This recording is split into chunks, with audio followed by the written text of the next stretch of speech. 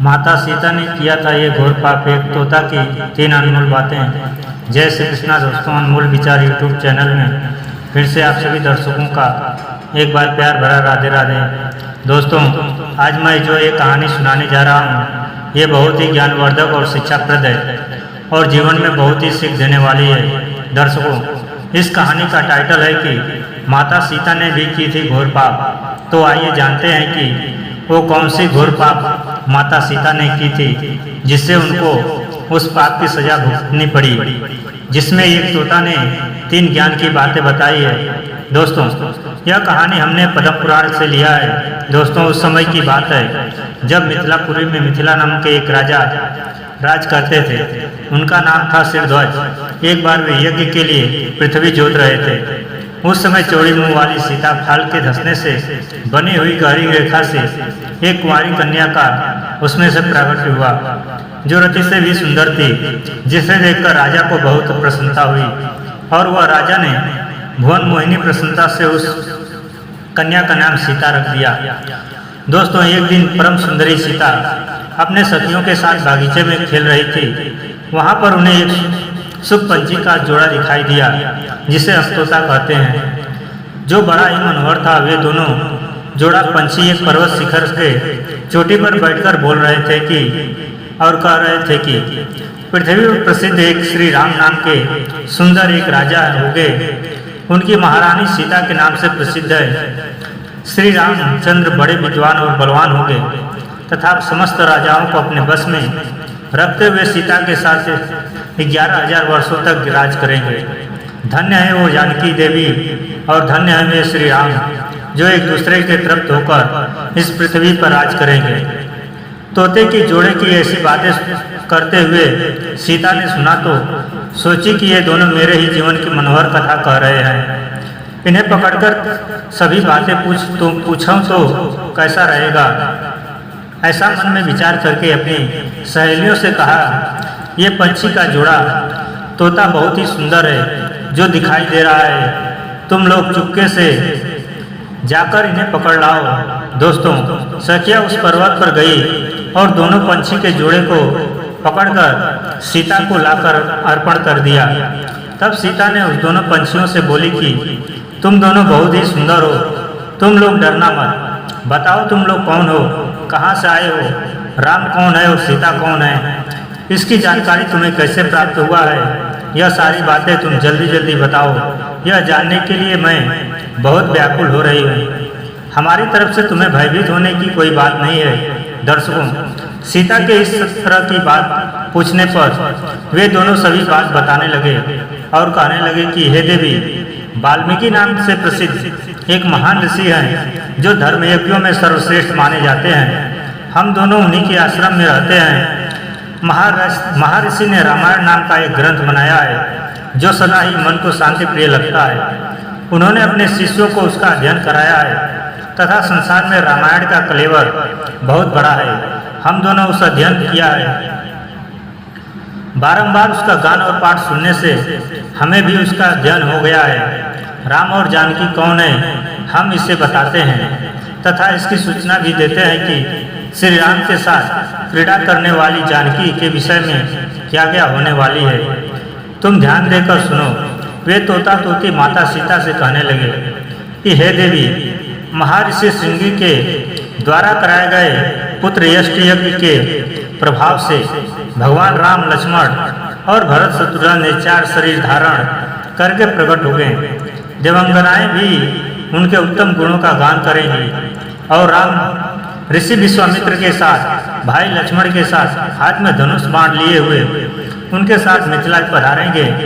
उस समय यहाँ एक धनुष को धारण करना दूसरों के लिए कठिन है, जिसे देखकर वे उसे तोड़ डालेंगे। अत्यंत मनोहर सुंदरी सीता को अपने पत्नी के रूप में ग्रहण करेंगे। फिर उन्हीं के साथ श्री राम जी अपनी विशाल सेना के साथ साम्राज्य की स्थापना करेंगे तथा और भी अनेकों बातें हमारे रहते हुए सुनने में आई है कि इसलिए हे सुंदरी, हमने तुम्हें सब कुछ बता दिया है। अब हम जाना चाहते हैं, हमें छोड़ दीजिए। दर्शकों, पंछियों की अत्यंत मधुर आवाज सुनकर सीता ने उनको मन में धारण किया और पुनः इस प्रकार पूछा कि राम कहाँ होंगे, किसके पुत्र हैं और दुराभेष में हैं, आकर सीता को ग्रहण करेंगे तथा मनुष्य अवतार में उनका विग्रह कैसे होगा। दर्शकों, सीता की ऐसी बातें सुनकर तोती जो थी वो मन ही मन में पहचान गई कि यही सीता है और उनके सामने आकर उनके चरणों में गिर गई और बोली, राम जी का मुख कमल कली के समान सुंदर होगा, नेत्र बड़े बड़े खिले हुए पंकज के स्वभाव को धारण करने वाले होंगे, नासिका ऊंची होगी, पतली और मनोहरणी होगी, दोनों भवें सुंदर ढंग से परस्पर मिली होने के कारण मनोहर प्रतीत होगी, भुजाएं घुटनों तक लटकी हुई तथा मन को लुभावने वाली होगी, गला शंख के समान सुशोभित होगा और छोटा सा होगा, जिनकी भक्त जन आराधना करेंगे। श्री रघुनाथ जी के चरणारविंद भी परम शोभायुक्त होंगे और भक्तजन उनकी सेवा में सदैव तत्पर रहेंगे। श्री रामचंद्र जी ऐसे ही मनोहर रूप धारण करने वाले हैं, मैं उनका क्या वर्णन कर सकती हूँ, मैं भी उनके गुणों का बखान नहीं कर सकता, फिर हमारे जैसे पंछी का क्या विश्वास है। हे देवी, परम सुंदर रूप धारण करने वाली लक्ष्मी भी जिनकी झांकी करके मनोहर हो गई,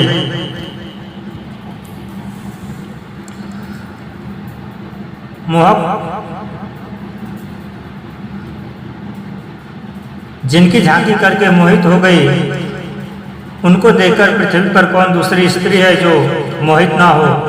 उनका बल महान और पराक्रम हो, वे अत्यंत मोहक रूप धारण करने वाले हैं। मैं श्री राम का कहाँ तक वर्णन करूं, वे सर्वगुण संपन्न हैं, परम मनोहर रूप धारण करने वाली वे जानकी देवी धन्य हैं, जो श्री राम जी के साथ हजारों वर्षों तक पृथ्वी पर प्रसन्नता पूर्वक विहार करेंगी। उसके बाद दोनों तोता तोती पूछने लगे कि हे परम सुंदरी, तुम कौन हो, तुम्हारा नाम क्या है, जो इतनी चतुरता के साथ श्री रामचंद्र के गुणों का गान सुनने के लिए प्रेरित करते जा रही हो।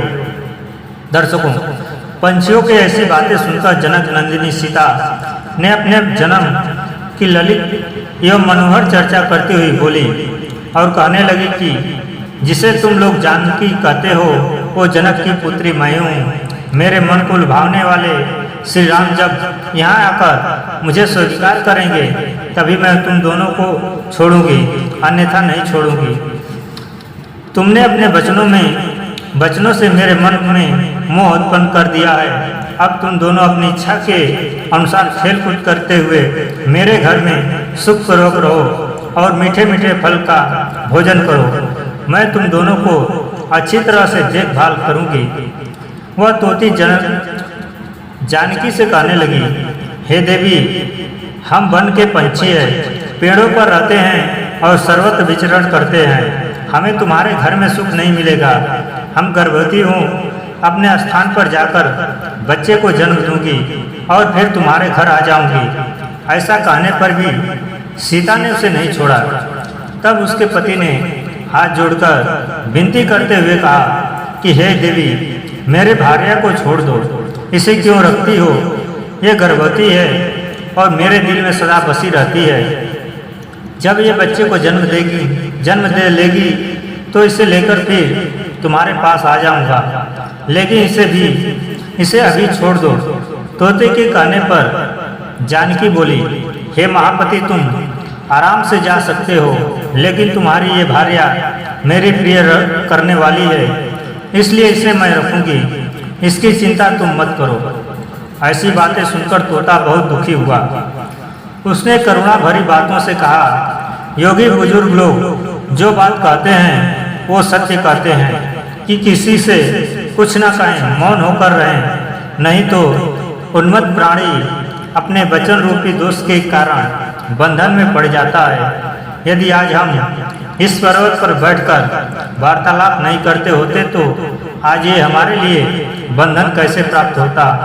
इसलिए विद्वानों का कहना है कि मौन ही रहना चाहिए, इसमें ही भलाई है। इतना कहकर तोता वापस बोला कि हे सुंदरी, मैं अपने इस भार्या के बिना जीवित नहीं रह सकता, इसलिए इसे छोड़ दो। तुम बहुत अच्छी हो, मेरी इस प्रार्थना को स्वीकार कर लो, मेरी अर्जी को मान लो। दर्शकों, इस प्रकार तोता ने अनेकों प्रकार की बातें कहकर समझाया, पर सीता ने उसके पत्नी को नहीं छोड़ा।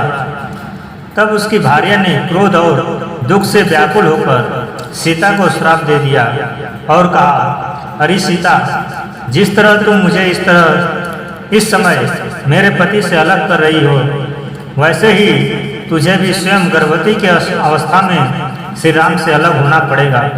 दर्शकों, इतना कहने के बाद पति के वियोग में उस तोती के प्राण निकल गए। उसने प्रभु श्री राम का स्मरण करते हुए राम का नाम लेते लेते अपने प्राणों को त्याग दिया। दर्शकों, इसलिए उसे ले जाने के लिए सुंदर सा विमान आया और उस पर बैठकर भगवान के धाम को चली गई। दर्शकों, भार्या के मृत्यु हो जाने के बाद पंछी जो तोता था वो शोक से व्याकुल होकर कहने लगा कि मैं मनुष्यों से भरी हुई श्री राम नगरी अयोध्या में जन्म लूँगा तथा मेरे ही बात के द्वारा तुम्हें पति वियोग का भारी दुख उठाना पड़ेगा। ये हमारा श्राप है। इतना कहकर तोता वहाँ से चला गया। क्रोध और सीता जी का अपमान करने के कारण उस तोते का जन्म एक धोबी योनि में हुआ। दर्शकों कहते हैं, जो लोग बड़े लोगों का बुराई करते हुए क्रोधवश अपने प्राणों का परित्याग करते हैं, वे ब्राह्मणों में सर्वश्रेष्ठ क्यों न हो, पर उन्हें मरने के बाद नीच योनि में पैदा होना पड़ता है। यही बात उस तोते के लिए भी हुई। दर्शकों, आगे चल कर के धोबी के कफन से सीता निंदित हुई और उन्हें पति के वियुक्त होना पड़ा और अलग होना पड़ा। धोबी के रूप में उत्पन्न हुए उस तोते के श्राप के कारण सीता को अपने पति से अलग होने का कारण बना और उन्हें बहुत कष्ट उठाना पड़ा और अपने पति से अलग होकर रहने का कष्ट उठाना पड़ा।